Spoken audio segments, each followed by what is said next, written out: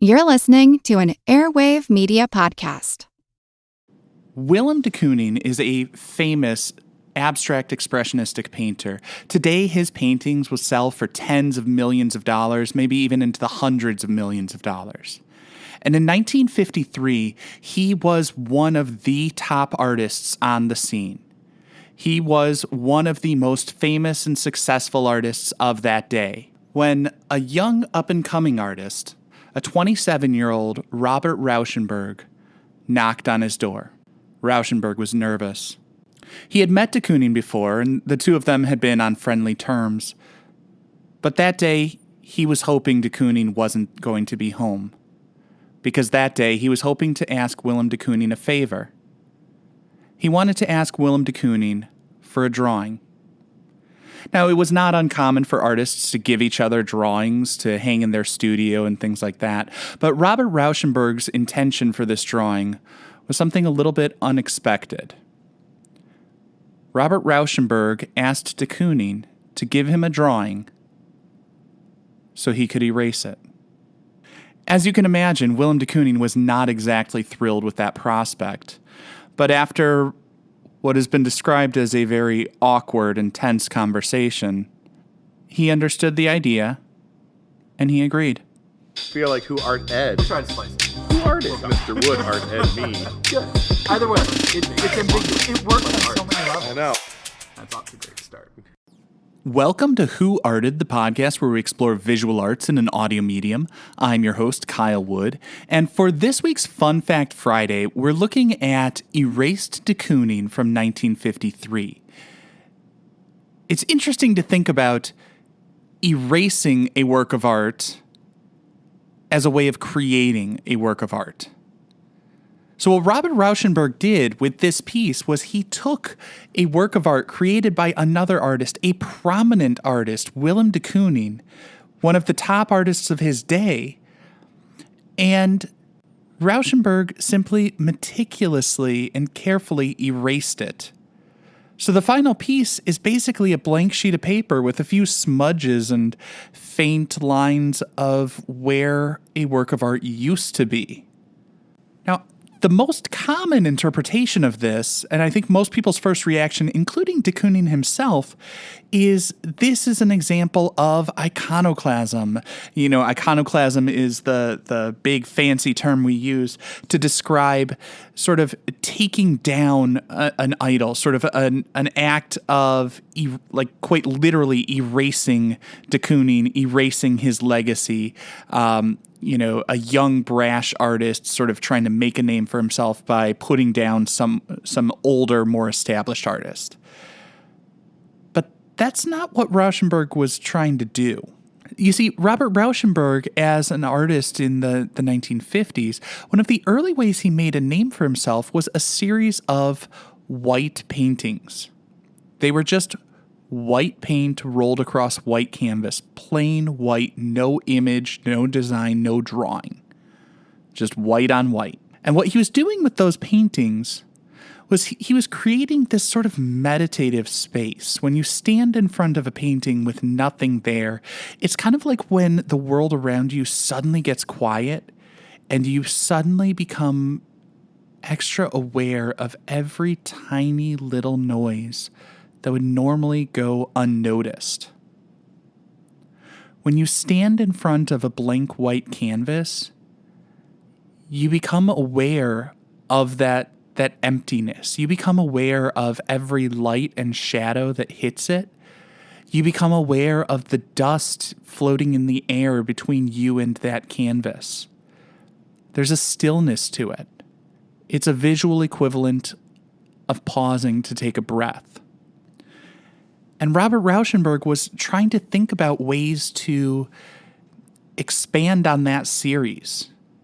He loved to draw, so he was thinking about first making his own drawings and erasing them.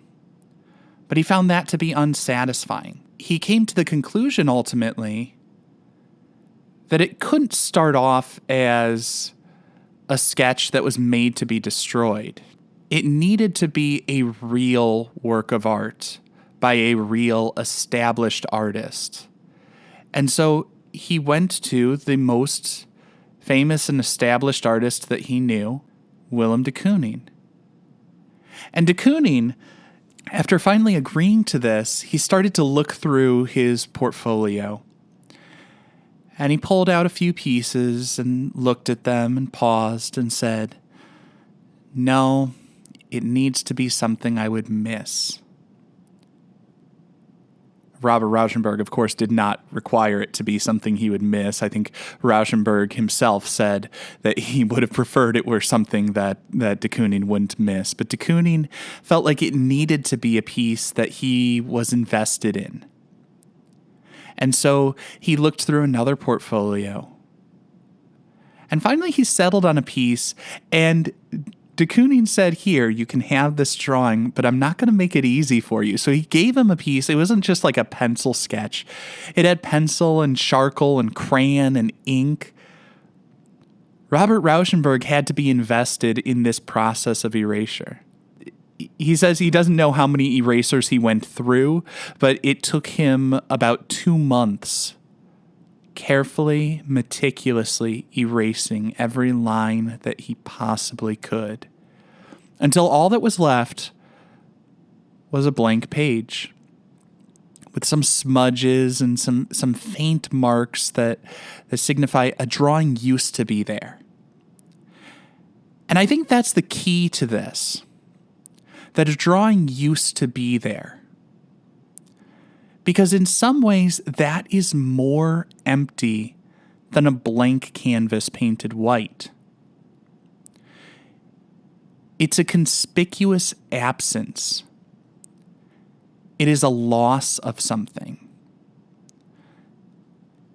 It is a loss that we can see and we can feel when we look at that work.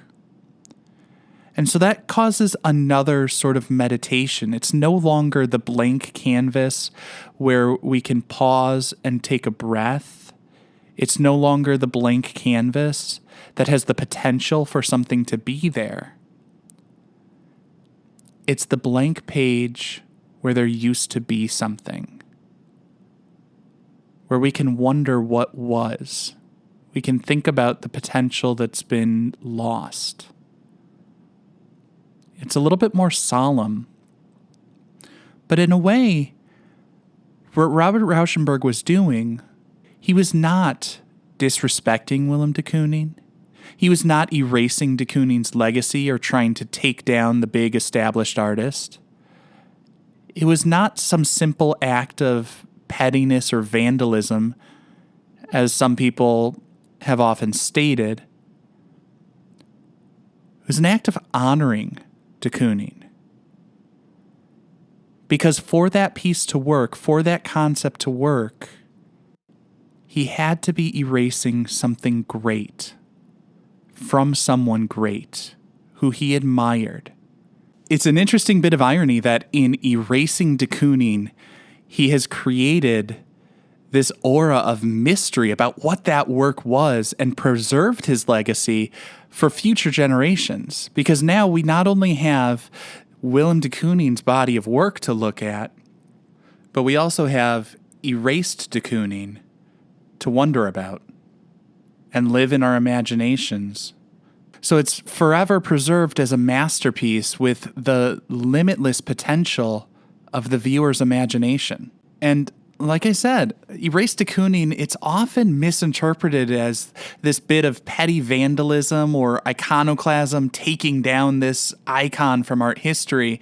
But really, by erasing Willem de Kooning's work, Robert Rauschenberg has forever elevated his legacy. This concludes this week's episode of Who Arted? If you found this tolerable, please like and subscribe on Apple Podcasts, Spotify, or wherever you're listening.